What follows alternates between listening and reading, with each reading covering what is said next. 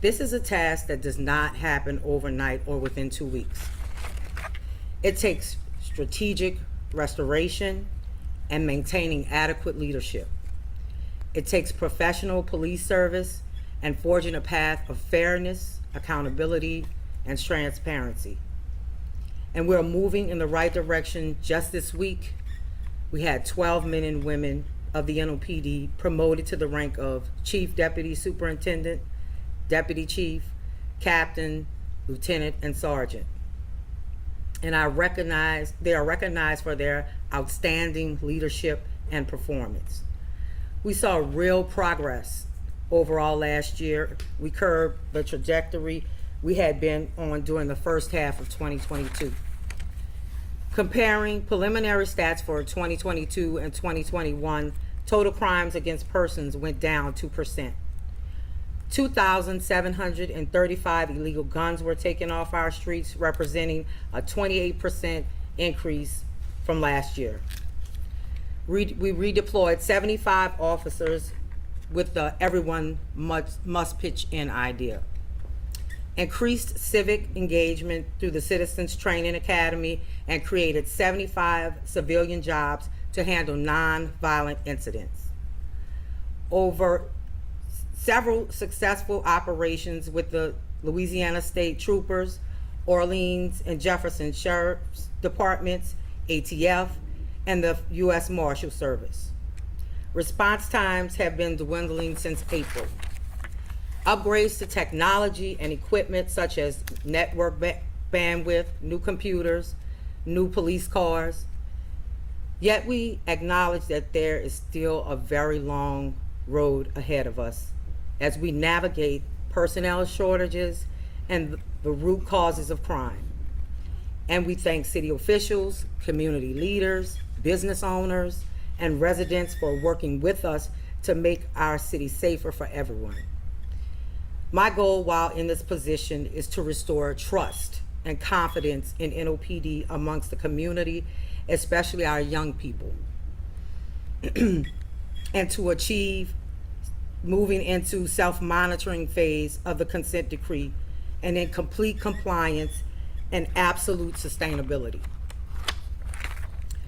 Change the working culture and mindset of the department, rid it of nepotism and favoritism, and replace it with responsibility and accountability. Continue to promote recruitment and retention efforts in lockstep with the mayor's administration.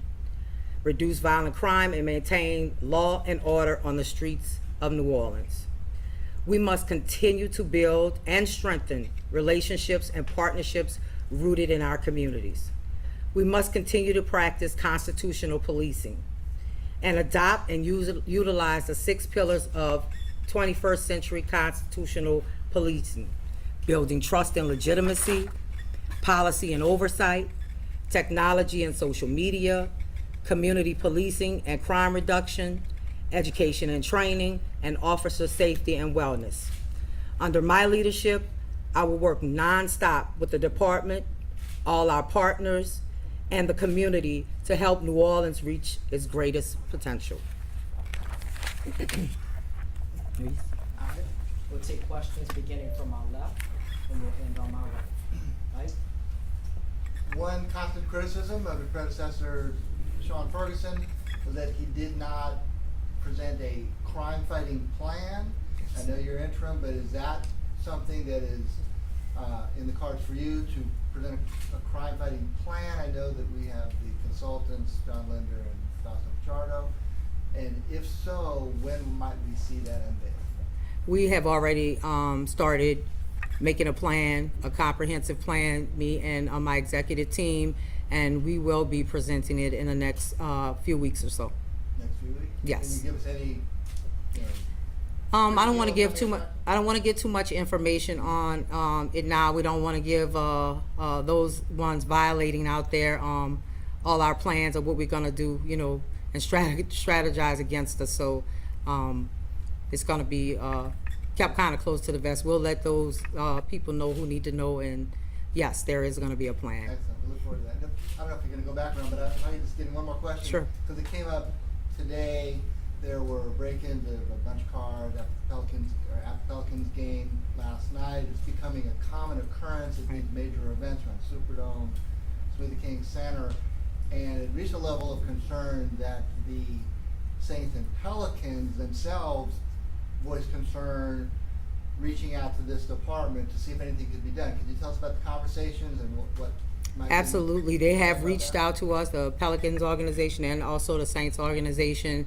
And of course, with our redeployments, we're going to redeploy those in the 1st District and the 8th District around every special event that we have to ensure that that won't happen again with auto burglaries. Thank you.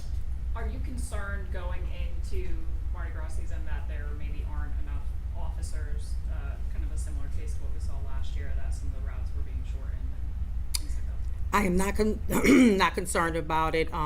We have a plan in place for that, and myself and the mayor are going to discuss that tomorrow at another press conference to let you know exactly where we are on that.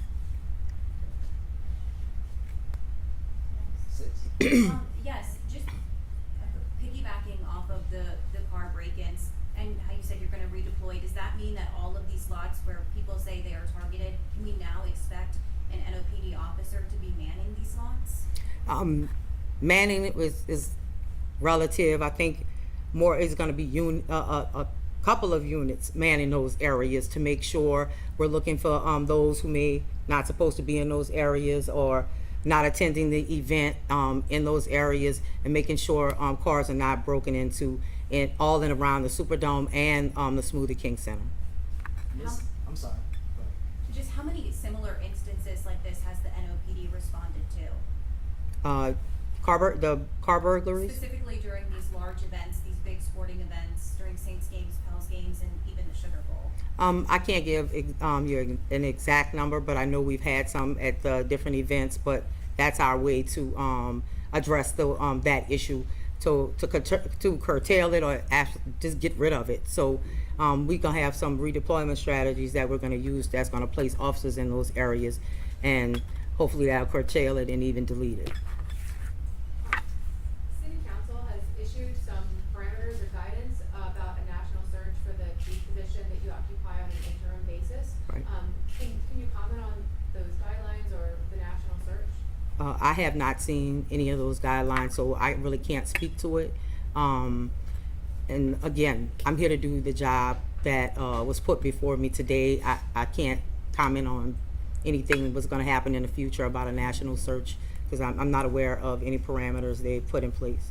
All right. Eight. Earlier today, Council President Helena Moreno called on the mayor to declare a state of emergency in New Orleans because of the crime. Do you think the crime is at emergency levels right now? I think it's at a high level, but I don't think it's at a level that we cannot handle with the leadership team I've put together and the men and women of the New Orleans Police Department and all our state and federal partners. I don't think it's anything that we can't handle. We definitely are going to try our new strategies and make sure that we get violent crime down. And what would you say to reassure, the NFL and the NBA, who these organizations have also reached out to express their concern?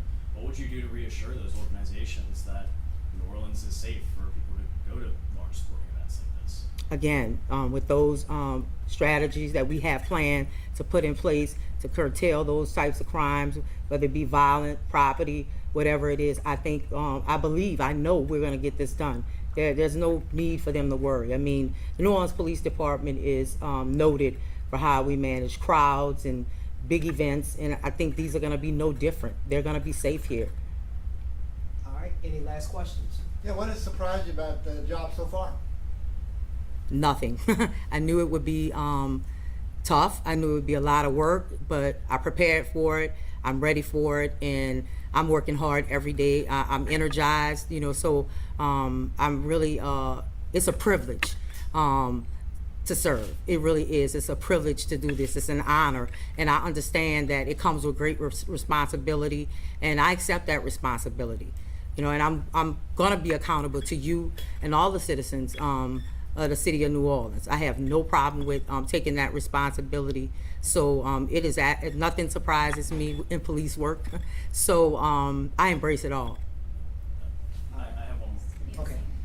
We've seen countless persons of interest just named and then dismissed in the Boogie B case, but Mhm. as far as those two suspects that were, we got surveillance pictures of right off the bat, that's kind of all we've seen. Mhm. Have we identified these two suspects? Do we know who they are? Is there any new information on the two? We have definitely identified one of the suspects in that case, and we actually secured an arrest warrant.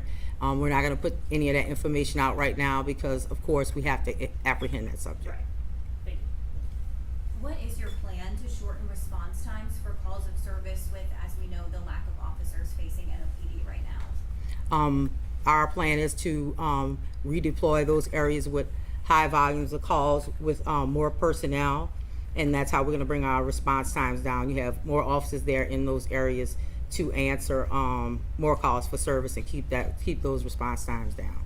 Okay. One, Go ahead. sorry, one more question. Mhm. I know yesterday a search warrant was executed at the Willows Apartments. JPSO confirmed to us that it was in relation to that case. They held a press conference on yesterday involving those two teenage brothers. Can you confirm whether or not the two suspects that were still wanted were arrested when that search warrant was executed? I know they were searching for two juveniles. At this time, I don't know. I don't have all the intel on that. So, but I can get back with you and give you that We'll get information. the shit out of it. All right, thank you guys for coming out.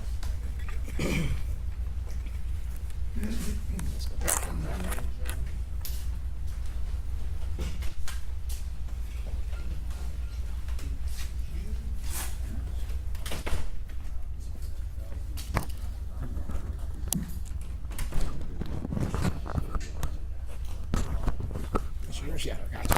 That's your little bird's nest up here. Thank you. Thank you. Oh, so